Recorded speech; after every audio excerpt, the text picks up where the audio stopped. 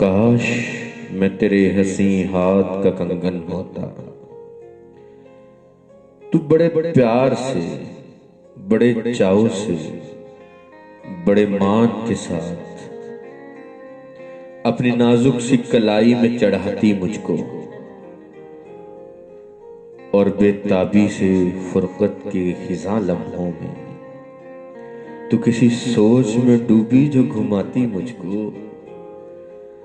मैं तेरे हाथ की खुशबू से महक सा जाता।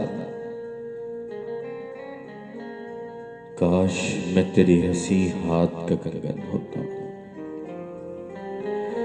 जब कभी मूड में आकर मुझे चूमा करती, तेरे होठों की हिद्दत से दहक सा जाता। रात को जब तू नींदों के सफर पर जाती, रात को जब भी तू नींदों के सफर पर जाती, मरमरी हाथ का एक तकिया बनाया करती। मैं तेरे कान से लगकर कई बातें करता, तेरे जुल्फों को, तेरी जुल्फों को, तेरे गालों को चूमा करता। काश मैं तेरे हंसी हाथ का कंगन होता।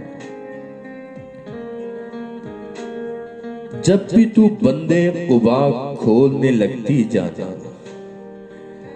अपनी आंखों को तेरे हुस्न से खैरा करता। मुझको बेताब सा रखता तेरी चाहत का नशा। मैं तेरी रूह के गुलशन में महकता रहता।